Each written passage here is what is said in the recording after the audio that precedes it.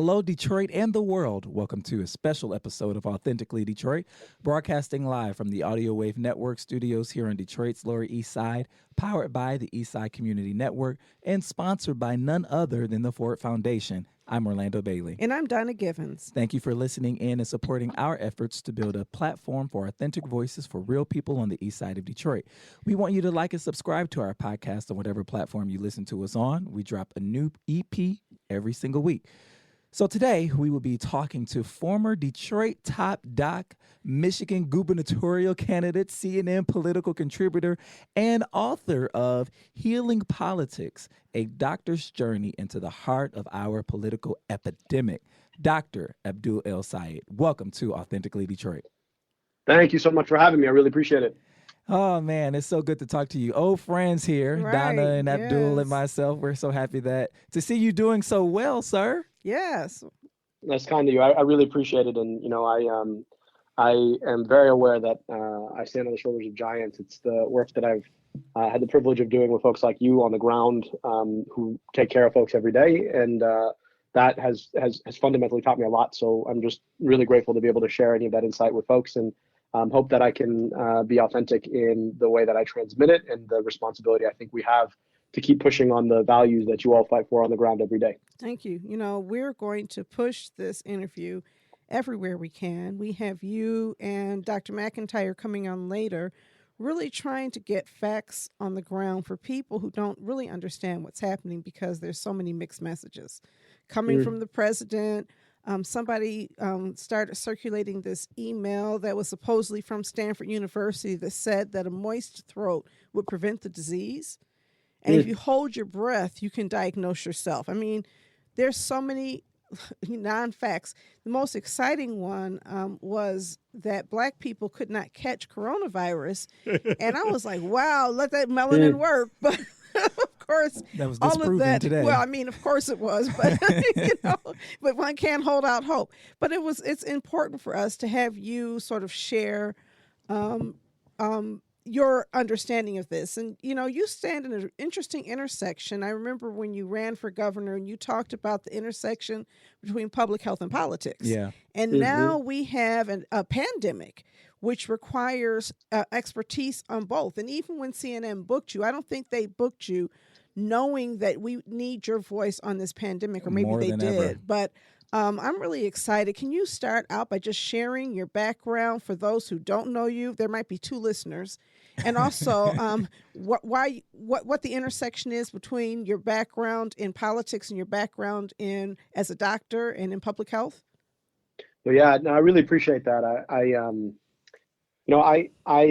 I grew up between the suburbs of Detroit and Egypt, and in my upbringing came to appreciate the difference between what it means to have and what it means not to have. And, I looked at my cousins in Egypt who are smarter, taller, better looking, kinder than I, and didn't have nearly the opportunities I had. And my grandmother, who was this incredibly powerful, though illiterate woman, used to always remind me that it's not about you, it's about the opportunities that you have. And we'd spend a lot of time when I was a kid, between the burbs and Detroit, and realized that these differences in who has and who doesn't have exist in our own country too. And the patterns in terms of life and death and health and disease are the same. You look at the infant mortality rate in Detroit, it's very similar to that in Egypt. And, my grandmother, who I just told you about, she lost 2 babies before the age of 1. Wow. Of the 8 to whom she gave birth. So a quarter of the babies she had died in their infancy. And so I grew up wanting to be a part of solving that. And I thought that, if I became a doctor, I'd be able to do something about it, only to appreciate that actually the things that you can do in the clinic are so limited. And that's what led me into a career in public health. I got the opportunity to come back to Detroit after grad school. I did a PhD in public health in England. And then I went to medical school in New York and got to come back home after a couple of years as a professor to rebuild the health department after it had been shut down when the city was facing bankruptcy and emergency management, to try and do something about the policies on the ground that shape the differences in opportunity.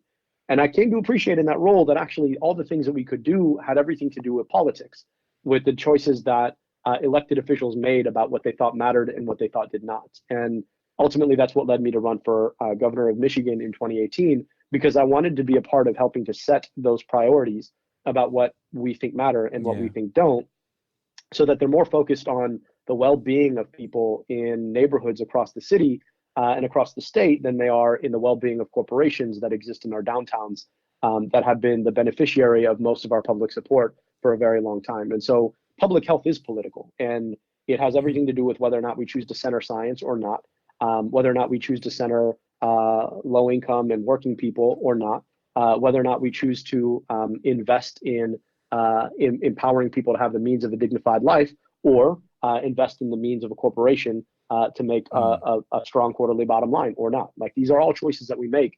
And we see what happens when we make the wrong choices. And so public health is political, and this pandemic is political. So, speaking about the politicization of this pandemic, the president continues to change his messages and narratives to the public. And I'm just wondering, from your opinion, what are you seeing his next move being regarding this coronavirus pandemic that we are facing? Well, I'll tell you what, with this guy, it's unfortunate that we actually can't tell what his best move is and his next move is, because he's put the politics of his approval ahead of what we need to be doing with the science to take this thing on. I'll tell you what I think he ought to do. Number one, he needs to center the voices of the scientists and the public officials in his administration. He needs to step the hell out of the way. The second thing he needs to do is he needs to move money to the state and local health leadership, because that's where the facts on the ground really matter the most. And then the third thing he needs to do, and this is where I think all of us come in, is that we need to be really, really serious about social distancing. And that's going to mean that our lives are interrupted for a while, because what we know is that the most important thing we can do right now is what they call flattening the curve. And I just want to explain what that is for folks. It means that we know that this epidemic is coming. People are going to get sick. But if we can slow down how fast that happens, what we can do is make sure that there aren't too many sick people at the same time. Because if there are, our hospitals and our clinics are not going to be able to accommodate them, which means that we literally have to make decisions about who gets care and who doesn't, which is what they're doing in Italy right now, because they failed to flatten the curve. And then the last thing is you've got to be able to build and accommodate the curve. So people are going to get sick. Our health system has a limited number of beds, and so we got to build more beds. And the way to do that, I think, and I wrote an op-ed about this in CNN a couple days ago with a colleague of mine at Harvard Medical School, is that we need to get the military involved, the National Guard at the state level, even the Army at the federal level, to be able to build the kind of emergency response hospitals that you see in combat situations right here in the United States. Well, I'm sorry. No, go ahead. I was just going to say, as a compliment to you, having watched the debate last night, it looked like Joe Biden read your op-ed, huh? I don't know if he did, but like, I'm glad that this is being discussed, because I don't see a way forward without it. Our health system's already strapped as it is, and that's because a bunch of CEOs have decided that it's more a money making machine than it is a person healing machine, and so it's pretty strapped because it's only really accommodated the people who can pay. And now we're in a situation where it's going to be front loaded with people suffering from this disease, and we don't have any excess. So what do you do? And so you've got to find another way forward. Yeah, well, no, I mean, it was interesting. I think I heard that response when I listened.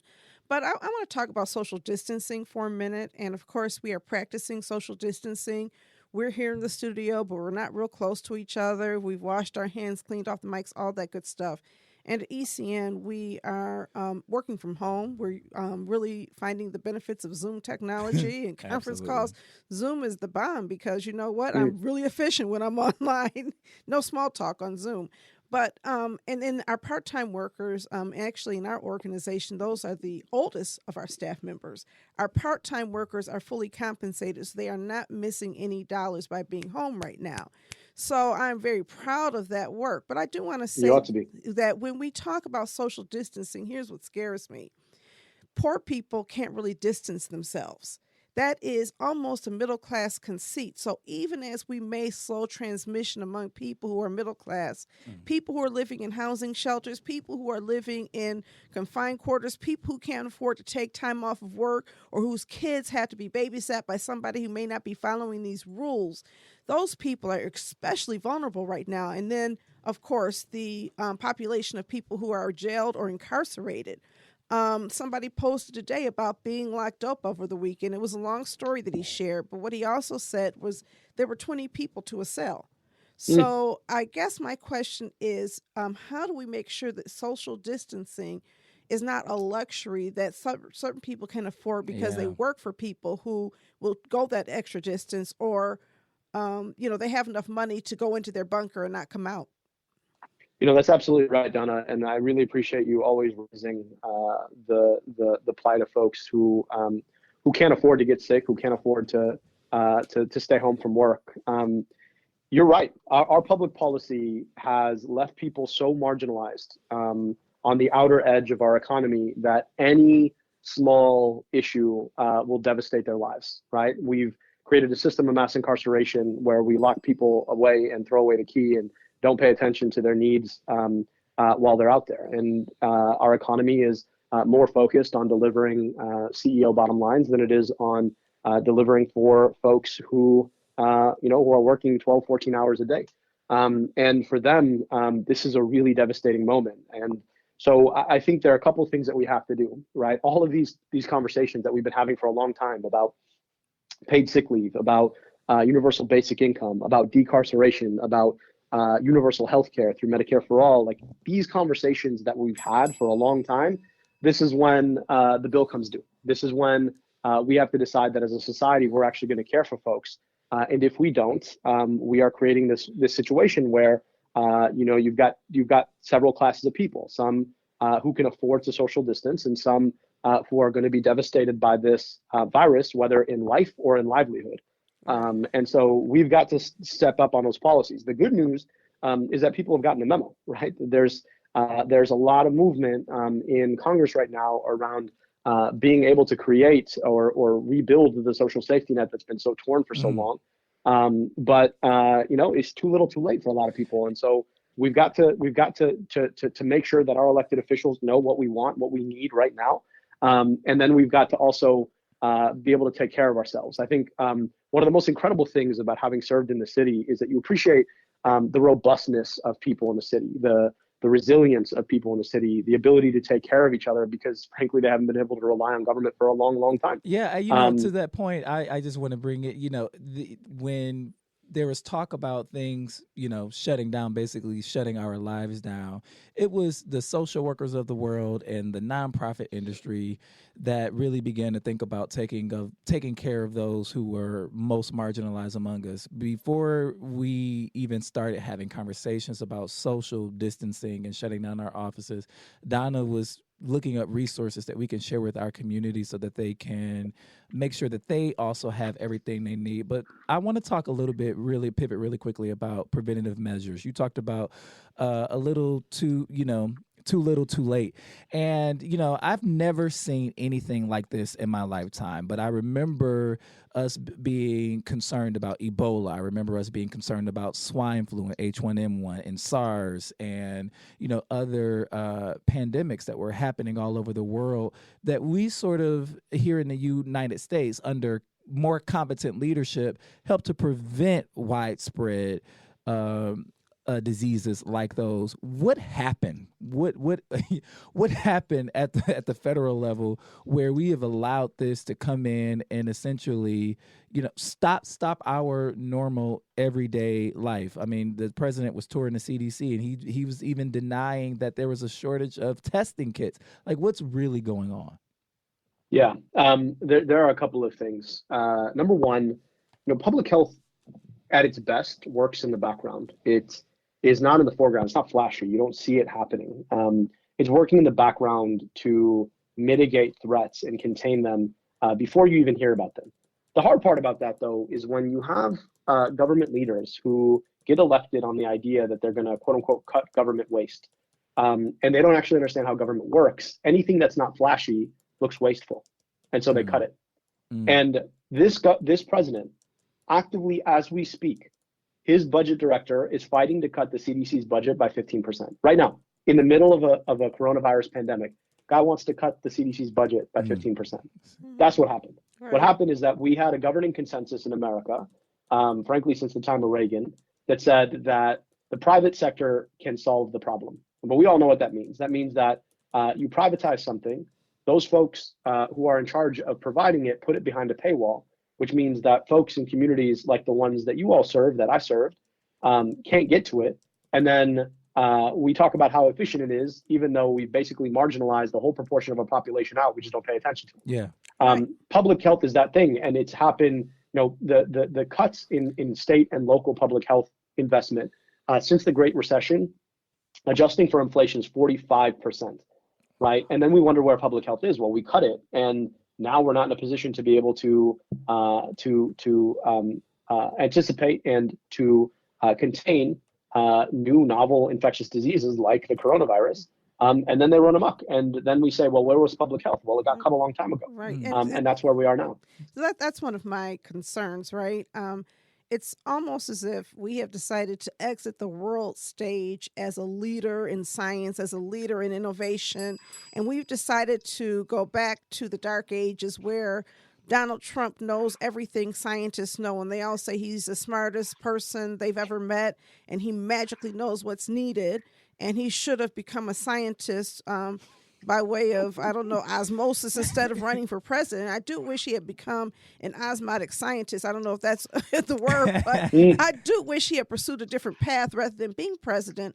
But I wonder if President Obama or a future president who actually believes in science and invests in science and invests in technology and invests in world leadership, if the world would be in better shape with our leadership. Oh, no doubt. This is the thing. I just interviewed Ben Rhodes, who is the Deputy National Security Advisor for President Obama, about global leadership on this issue. And he was just talking about the work that they put into containing the H1N1 flu pandemic, to containing the Ebola virus out of West Africa, and exactly how missing that has been in the context of this epidemic that's now on our shores. And the correlation there is clear, right? If you're not willing to take on something at its source, it's going to come and hit you in your home. And so the absence of leadership under this administration is why we are where we are. Fighting a pandemic is like fighting a fire, right? You either put it out when it's in your toaster, or it's going to burn your house down, or it's going to burn down the entire neighborhood. You get to decide when you're going to solve it, but it's going to keep coming. And we missed it when it was in the toaster. We missed it when it was just contained in our house. And now it is taking down the neighborhood, and we're seeing the consequences in our daily lives. Right. But, it's almost worse than the absence of leadership to me. It's the presence of evil. It is like not just not fighting the fire soon enough, but throwing gasoline on the fire, watching the flames consume a building, and then coming in too little too late with a garden hose and saying, let's put this thing out. So I have another question, though, before we move on, and that is regarding the scale of the epidemic, because I think I read somewhere that some scientists believe as many as 500,000 people are infected with this COVID-19. And yet, we have many, many fewer who are being reported as infected in the United States. One of my concerns is I look up today and it says, well, there are, 8 new cases of COVID-19 in Michigan. And people are comparing the spread or the growth of this infection in the United States to Italy. My contention is we have no idea what it is. These are the number of people who have recently tested positive, not the number of people who've been infected, because we have no way of knowing how many people have been infected and how that number is changing over time. Is that correct? That is correct. Unfortunately, we all know about the absence of tests, and you can only ascertain a case if you can test for a case. And because the tests have been so limited, we actually just don't know. But what we do know is that this is spreading via community spread, which means that we don't know every case of folks carrying it, because of course with an infectious disease, it's got to come from someone, right? And so you should know the chain of transmission ideally, but we don't, which means that there are a lot of people out there whose cases have not been ascertained, which means that we're missing cases. And if you look at the growth of the number of cases, we can sort of back translate what we think the raw number of actual cases is, and it's far greater than the number of people who've been diagnosed officially. Absolutely. And that's the scary thing. Right, because they're not even testing. Like, I could be a carrier. They haven't tested me. They haven't tested anybody that I know. And so That's the right. reality is that if you're only testing people who are either asymptomatic or B, directly connected to people who are symptomatic, then it's really hard to know who has what. And I think that our news media should be doing a better job telling that story, letting people understand, because I hear people say, oh, well, this is no worse than the flu. I don't know anybody who has it. And you very well may know people who have this, and in 14 days, we're going to know more than we know right now. But I can't read the newspaper and really get that story. Yeah, and that's the hard part, and that's the challenge, right? And that's what's so scary about this moment right now is that we don't actually know, but what we do know is that we shouldn't be where we are, and we're here because of poor leadership, and we still have that leadership. Yeah, that's the hard part, right? That's the hard part. Yeah, so we have you for about 4 more minutes, and I want to ask you about your new book. Can you tell us about the book? And I understand that you were in the middle of a book tour, so has this COVID-19 pandemic slowed down any of your plans as well? Yeah, unfortunately, we had a 39-stop book tour all over the state and the country, and we had to cancel the whole thing. But that's a very small thing compared to the cost that it's going to bear on a lot of other folks. And I'm really privileged, that's not going to crush my ability to provide for my family, and I'm really grateful for that. The book, I hate to say it, is sort of a look at why we are where we are. And my argument in the book is that we've been suffering this epidemic of insecurity. Now, when I use the word epidemic, what I'm talking about is a slow moving creep of this set of challenges that people are facing in their lives, driven by the fact that, we don't have basic health care, that people are, on the cusp of insecurities. Wow. Exactly. And it's the system, right, of our governance and our culture that has driven that. And unfortunately, right, it's this slow moving epidemic that creates the circumstances where, this fast moving pandemic can wreak havoc in people's lives. And so, if you want to understand why we are where we are, that's the story I tell in this book, leveraging my science as an epidemiologist and my experiences, as a first generation American, trying to rebuild a health department in Detroit. And so, I hate to say it, but it sort of foretells where we are right now and why, and what we need to do about it. And so, I make some arguments about how our politics needs to shift because of what this insecurity means for the experiences that all of us are facing, and also talk about 13 policies that I think we need to enact that, I'm very grateful to see policymakers jumping to take on right now. Right.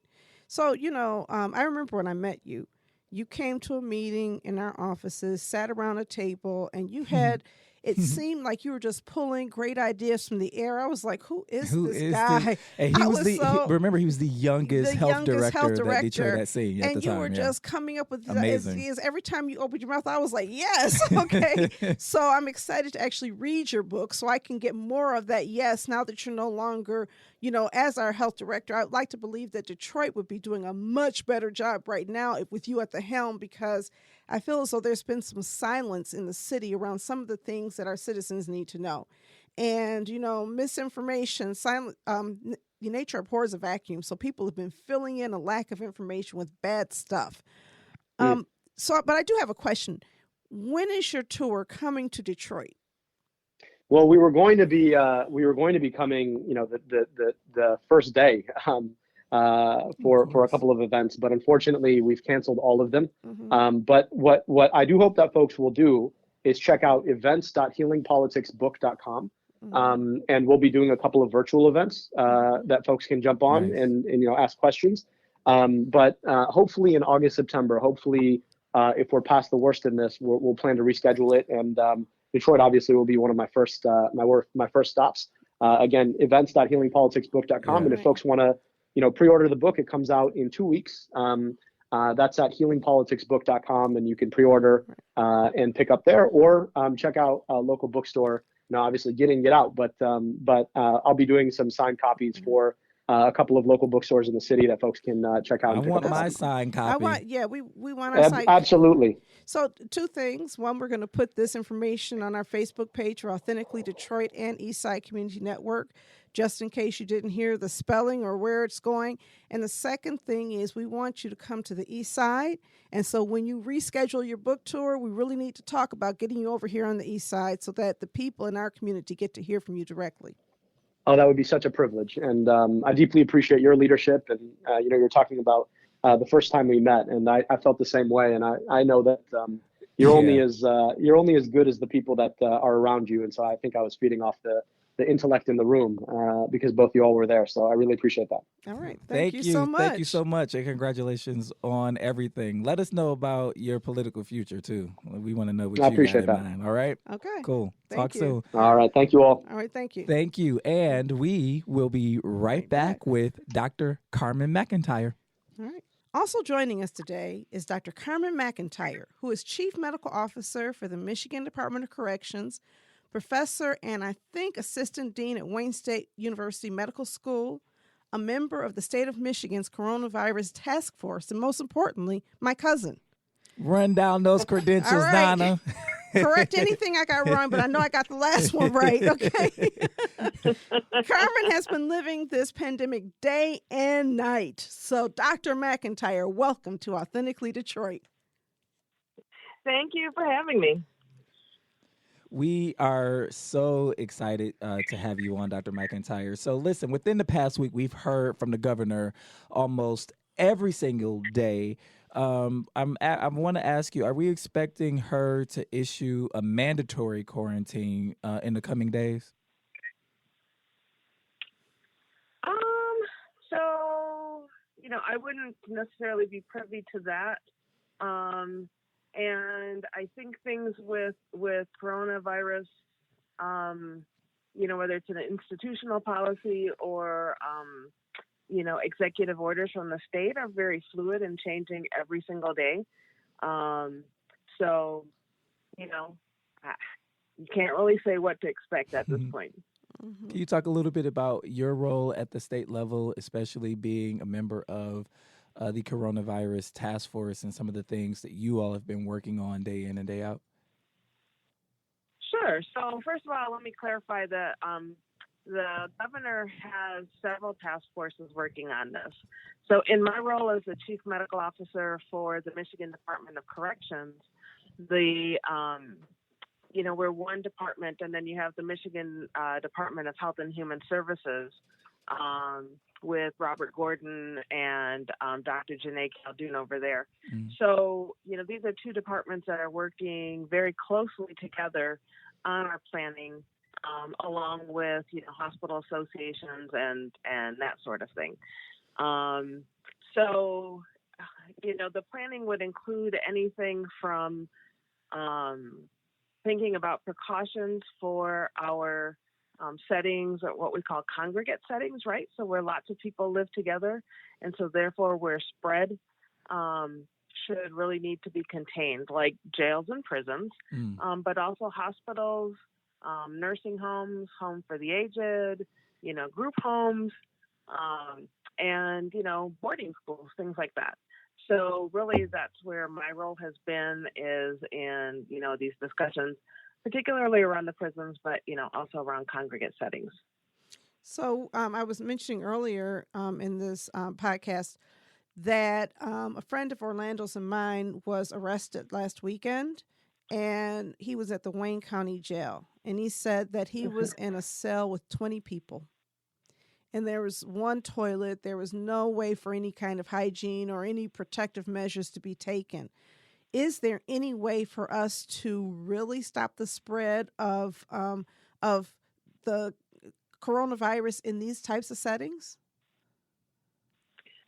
Well, ideally, so for the most part, that kind of of a cell for someone who's newly coming into the system, some 20-man cell with, one toilet. That sounds like a holding cell, Right. Which is typically, before you've had your initial hearing, excuse me, where you might be offered bail, or you might be getting sent to the Wayne County Jail after that. So that's not your typical kind of setting for someone freshly coming into a carceral setting. But one of the things that, we're doing, and we certainly recommend other people do, is that they screen folks coming in. So you screen new intakes as well as you screen staff before coming in. So that's really the only way that you're going to be able to ensure that it doesn't, get in. Not sure if we can ensure that it doesn't get in at all, but it doesn't take hold, right?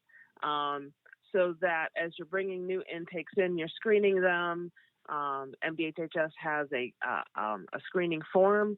Do you have any cough? Do you have any fever? Et cetera. Asking them questions about potential exposure to people with travel or people who have been positively identified, checking their temperature, listening for a cough. And if any of those things are positive, then isolating that person, making sure they don't come in contact with the general population while you get the testing done. So, but I mean, if I'm not symptomatic, can I pass on the virus? Yes, you can. So, unfortunately, yes, you can. It seems as though those types of screening processes would work really well if you could detect somehow, or if we had that reported Senegalese test where you could figure out whether people are positive in 10 minutes or less. But it seems as though it's really sort of this rough process that will minimize the spread, assuming it's not already widely circulated in the general public. Do you have information, or do you have a sense that that's the case, that very few people have it and therefore there's a minimal risk? So I would say that at this point in time,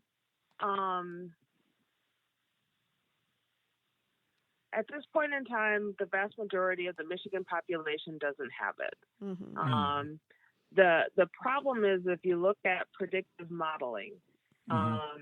So if you have a person that is positive for COVID-19, most of the predictive modeling that I've seen is used based on one positive person then infects 2.5 people from there.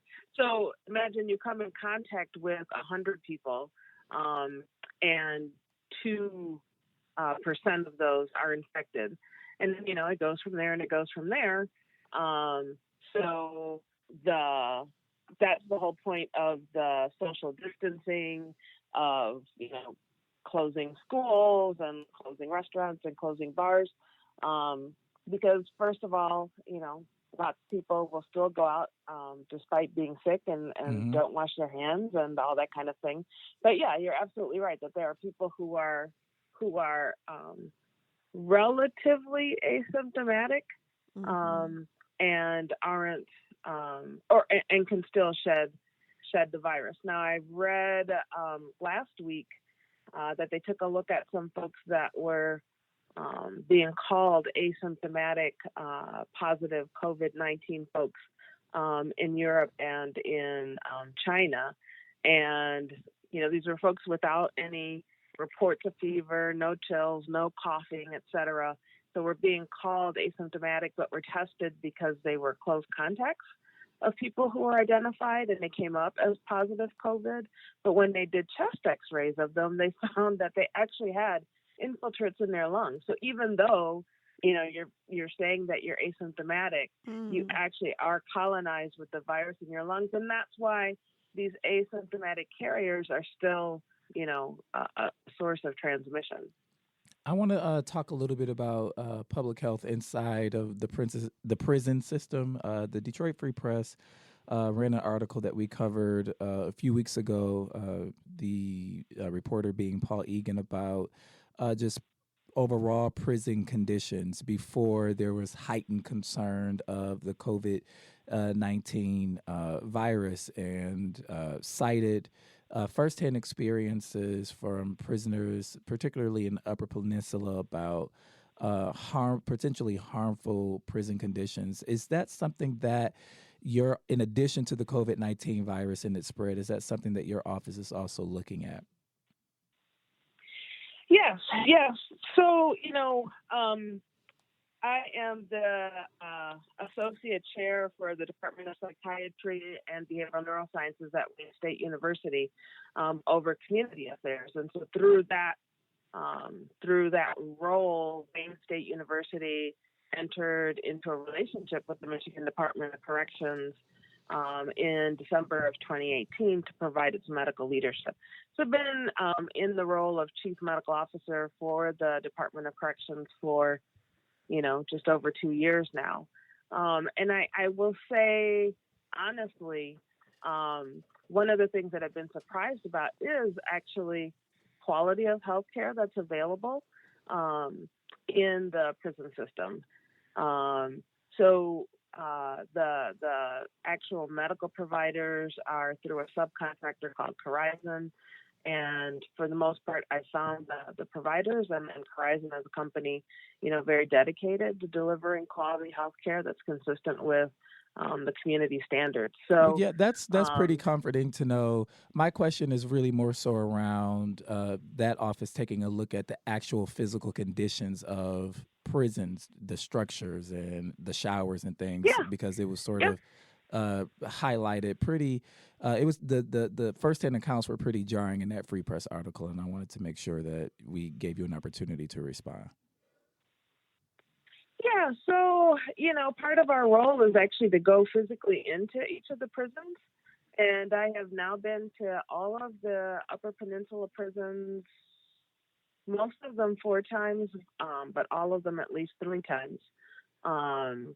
So for the most part, it's not what you would expect. It's not what it looks like in the movies, and they have environmental services and also work closely with the state's epidemiology offices, environmental quality, et cetera, whenever there is a concern. We have something that's going through one of the prisons. That was one of the things we took a look at. We've been, influenza A and influenza B have been worldwide a much bigger problem than COVID. It's just that COVID is going to have a big peak here, kind of like SARS did. And so we've been tracking influenza rates of infection and taking a look at what we can do.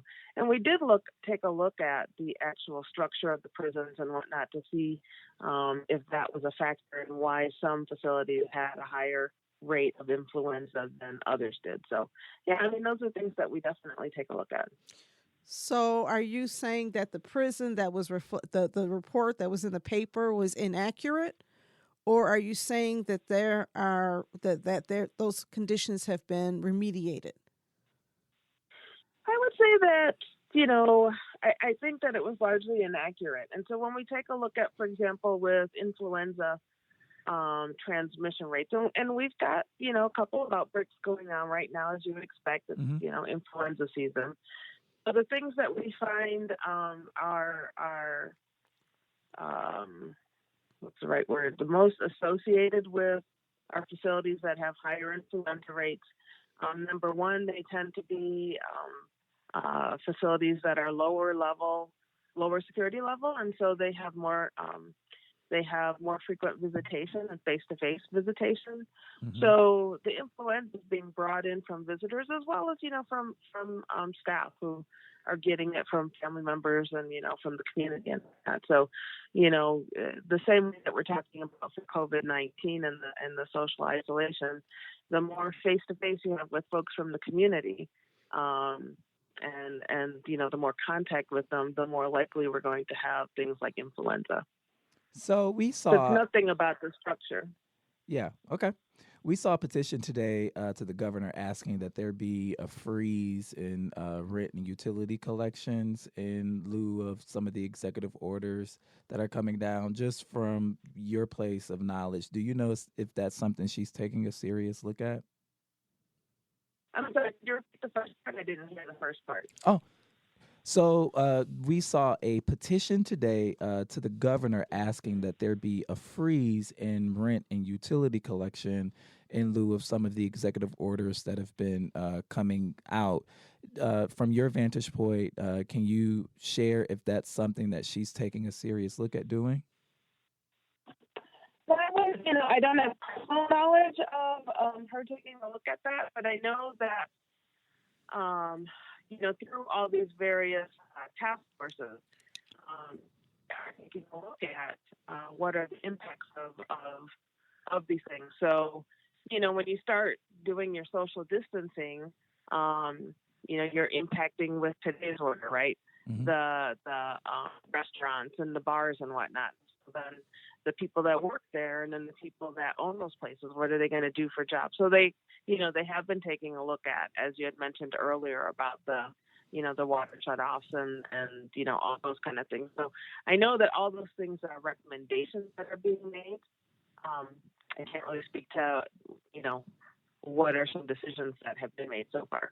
Yeah, so what I've seen is that both DTE and consumers have agreed to halt disconnections during this crisis, and that Wayne County will not foreclose on taxes at all this year, which is pretty shocking in a good way. Yeah. But it would be really good to know that landlords were also, that the 36th District Court would place a halt on evictions. Yeah, they did. They did. Yep. Okay. Yeah, well, that's that's really they great did. news. It came And down. so I hadn't seen that, but I'm really excited to hear Mhm. that. I think that maybe what the governor is doing is using influence behind the scenes rather than taking a strong public stance so that people can save face and it doesn't look like the governor is being draconian. And so I do want to commend the governor for her leadership in getting the casinos to shut down because, I think because they weren't going to do it. I they have friends who work for the casinos, and they we're going to keep going. Was the message they were getting from their Absolutely. And supervisors, yet, when you look at the age of people who go through casinos, it can be a problem. Yeah. I'm also really, really concerned about misinformation from really intelligent people. This is one of the examples. Coronavirus, before it reaches the lungs, it remains in the throat for 4 days. And at this time, the person begins to cough and have throat pains. If he drinks water a lot and gargling with warm water and salt or vinegar eliminates the virus. Spread this information because you can save someone with this information. So talk to us, doctor. Yeah. There's another one that was floating around about how to tell the coronavirus that if you can hold your breath, stop coughing. We're having a bad signal, Dr. McIntyre. Can you state that again? I'm sorry about that. I said, yeah. So another myth that's gaining a lot of ground right now is if because not all cough, the majority of cough isn't going to be coronavirus. Mm-hmm. And so they're saying if you can hold your breath for 10 seconds without coughing uncontrollably, then you don't have COVID-19, which is kind of ridiculous. Now, the one thing that I will say is that while so coronavirus and COVID-19 as a coronavirus, they are RNA viruses that replicate, and they can only attach themselves to lung tissue. And so, the thing about the throat's not exactly true, but there is some literature that says that taking zinc, especially like the zinc lozenges, the zinc disrupts the replication of the RNA, the transcription of the RNA, and so there. Now, don't misquote me and say that there's evidence for this against COVID-19, but in general, for respiratory viruses, you can use zinc to prevent it from replicating or colonizing in the throat and then getting further into your lung tissue. So it's probably one of the only things related to the throat, the myths out there relating to the throat that might have some validity, but not that it sits around in the throat for days. So if you kill it with vinegar, all you're going to do is strip your your throat mucosa and give yourself a place for other viruses to colonize if you do that. Right. So, I think that the challenge is, my favorite myth, as I mentioned a little bit earlier, is that Black people can't get this disease. I was like, please let this be true. It is illogical. It is irrational, but I want to win. Okay. And so between that and floating, wow. Right. But no, coronavirus, that was it. It was like we were winning, y'all. And I was like, what percentage Black do you have to be? But all the way Black. All the way Black. Is this on a sliding Black? scale? What kind How of will scale? you know? Like what you aren't really. world? Is this a genetic test or what? I just want to add a little humor to that. But then Idris Elba got it. We're right, like, oh like, no, Idris, come on now. Well, no, he's asymptomatic though.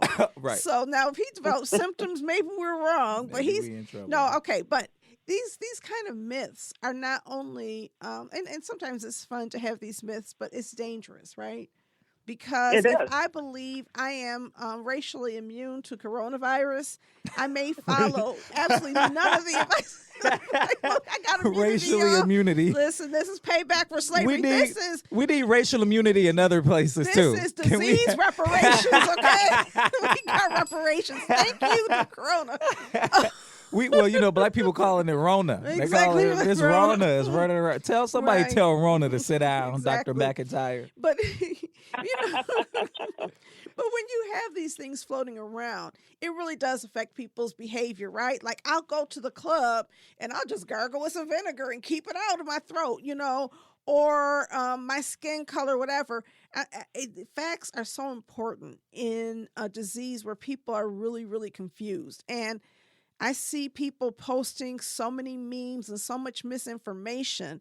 I'm wondering what the state is doing to really, not just having, because we are taking all of the website, the stuff from the website, and we're sharing it with as many people as possible. But I actually think we need some factual memes, because that's how a lot of people get their information. Look at you, come through with the idea.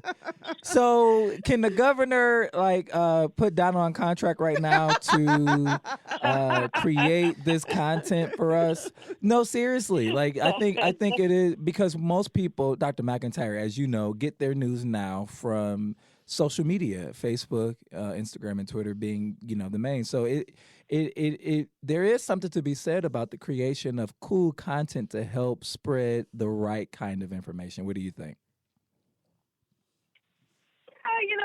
So on the one hand, I think that's a great idea, and I'll certainly, reach out to Janae Caldoun and let her know to get in touch with you guys so you can work with her on that campaign. So I guess my question is, if a Michigan Department of Health and Human Services meme or a CDC meme got posted on Facebook, how does that gain greater traction? How does that gain greater shares than some of the nonsense that's out there? Well, what makes people trust in that? Well, I think when it says CDC, what's happening is people are posting inaccurate information, and some of us are responding with paragraphs. And people don't necessarily read paragraphs. I'm redirecting people to the CDC site, and it's like, whoa, I just need something. I post it, bam, this is the truth. And I don't want to own it. I think there are many people who are great at social media who can come up with some stuff and just make it plain to ordinary people who don't really, this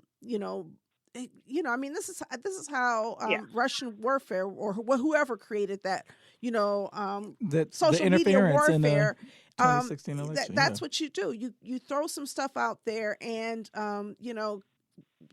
Hillary Clinton saying, "Read my website, go to my website," and they're like, "Boom, here's a meme." And I don't know if you can fact check through, factual information. I just think that we need to break it down so people can understand. Yeah, no, you have an excellent point on that one. You go to the CDC's website, for example, and I think the most eye-catching thing is the map, right?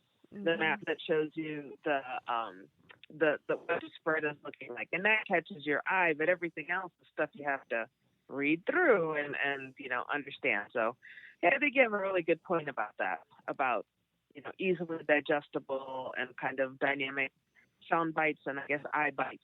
Something that's going to stick with you. So as we wrap it up, Dr. McIntyre, is there anything that you for sure want to state once again for our listeners dealing with this spread, this pandemic of the COVID-19 before we let you go? Stop hogging all the toilet paper. Stop hogging all the toilet paper.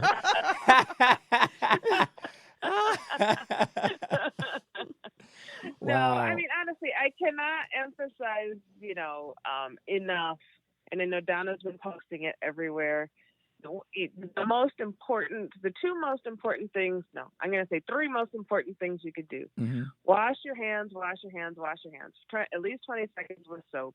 The literature out there says less than 50% of the people are washing their hands after they use the bathroom. And of those who do wash their hands, less than 50% are actually using soap. So wash your hands and stop touching your face.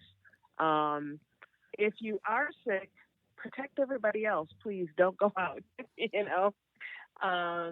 but also just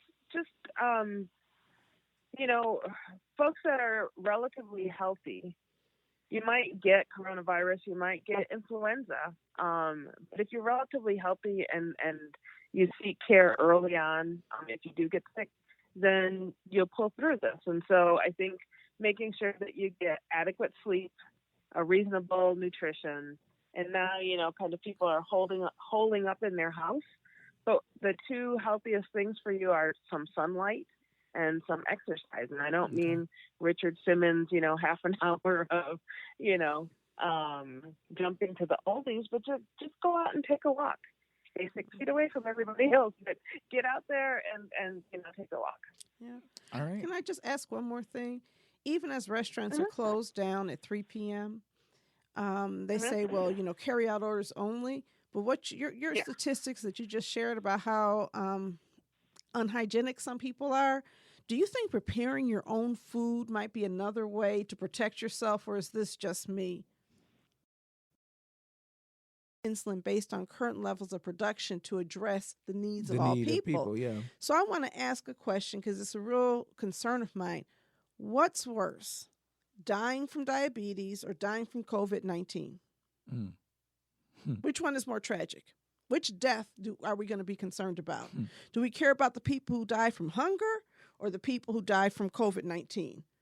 Cancer or COVID-19? Heart disease or COVID-19? Why is it that you have one disease that merits all of the attention and all of the charity, and yet we live in a world where people are sick, and I don't know how many people every year, Bernie Sanders and Elizabeth Warren bring it up every debate. I think it came up last night that there are tens of millions of people who cannot afford health care, who cannot afford to be healthy. And so if right now what we're doing is re-examining our political our political structure and how things are, hopefully that'll play out in the platform for whoever wins the Democratic nomination, in the general election, and in the politics of this nation moving forward. Yes, especially local politics. And so I'm glad you brought that up. Thank you for bringing that up. And I think it's something that we will continue to push and talk about. We thank you all so much for listening to a very special COVID-19 coverage episode of Authentically Detroit. Donna, you got shout outs? I do. Okay. I want to shout out Nicole Perry on the ECN team who I want to shout out everybody at ECN, first of all. Yeah. Last week, we agreed that we were going to work at home and nobody had to come into the office. So on Friday, I went into the office to sign checks and everybody was there. I was like, you don't even have to be here. Why are you here? And I talked to Nicole today, and Nicole was telling me how they're cleaning these buildings and everything that she's doing. And I think that we have the most wonderful workplace in America right now. And I don't know how to compare it, but I just love the fact that people do what they do, not because they were told, not because they have to, but because they are loving the people in our community. Can I talk about how monumental and unparalleled your leadership is? Because we have part-time staffers, and most of our part-timers are our custodians. They clean our buildings. And we know that in Michigan law that part-timers don't really get they don't receive paid time off benefits. But because we are off on the COVID-19, the heightened awareness of COVID-19 and social distancing, Donna Givens made sure that our part-time staff receive their full pay while we are off. I have a friend who's on Broadway right now. Broadway is shut down. He ain't getting paid nothing. But a nonprofit on the east side of Detroit can find it in our budget and in our hearts to make sure that we take care of our part-timers. So I just want to acknowledge you publicly for making sure that everybody is treated fairly and that everybody who works for you receives the same benefit of payment while we're off because of social distancing. So I want to shout out you, Donna. Thank you. Well, thank you. I appreciate hearing that. I didn't do it for the shout outs, though, I know, right? I know. But the reality is at the beginning of the year, we all have to produce these budgets and we say, okay, we're going to spend this much on this person. We take their salary or their wages, we annualize it, and we come up with a number. If we are closed and those people don't have to come to work on a snow day, that number's in our budget. Mm-hmm. If we are doing whatever we're doing and we're closed for however long, that number's still in our budget. Why would I not want to pass that money on to somebody else? That's right. And the one thing I do believe in is the law of reciprocity, and that is when you take care of people, they take care of you. And we need more of this in this nation. There are other nonprofits that are doing that. There are other for-profit entities that are doing that. I hadn't done it all along. There was a time when we had a snow day and people were really excited about a snow day. And I heard one of our staff say, I can't afford to be off. And it occurred to me how horrible it was that we had snow days, and a snow day for us meant we get to stay home, and a snow day meant for some of our staff that they don't eat. And so in a climate emergency, I think that the reason we try to bring this up is that other people get to hear it and think like I had to think when I listened to the staff person, wait a minute, why are we doing it this way? What are we saving? And isn't there a better way for us to spend our money? So I think that we have a great work culture. Again, I think that it's the givingness of everybody there. There are no weak links at Eastside Community Network. Everybody comes to work with the right attitude. And people who don't really buy into that sometimes have moved on and sometimes have moved up. But I think that there are people who then take this out into the world. So this is our last podcast with Orlando Bailey as a staff member of Eastside Community Network. Yeah, wow. I didn't even realize that. Yeah, I did. But I have every confidence that you will take everything that you've done in these 8 years to whatever endeavor you do next. Absolutely. Right. Absolutely. That's the plan. So I want to shout out to our staff. I also want to shout out the governor. Yeah. I think the governor's handling of this crisis has been exceptional. I'm proud of how she has led the way. What I see is not a lot of showboating like you have with some politicians, maybe the president of the United States. But what I see is things happening that should be happening at all levels of our government. Because I will say this. There was a request, put a moratorium on water shutoffs. The state said no, but then there was a moratorium. And you cannot convince me that there was not some behind-the-scenes conversations that took place that made it happen. But if it's done in a way where people can save face and people don't feel like their power is being challenged, I think that is usually a better way to lead than when you get up in somebody's face and accuse them of something wrong. And I know that style of leadership, that style of presentation is not everybody's cup of tea. Some people are really into the confrontation.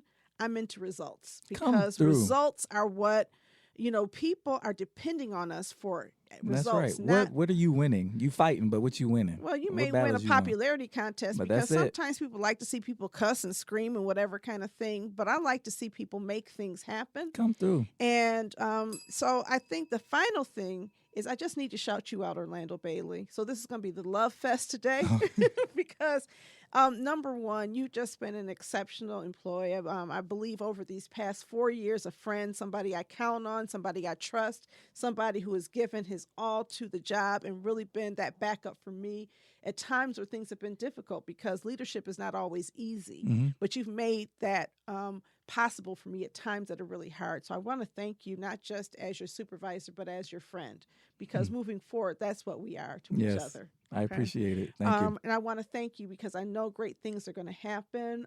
We're so excited that you're going to remain on our podcast. Me too. And, just to take what you've got and take it to the world. I'm really, really excited about that. Thank you, Donna. I really appreciate hearing that. When we had a conversation about me moving on, I'm like, can I stay on the podcast? She was like, boy, yes. We're not playing no games.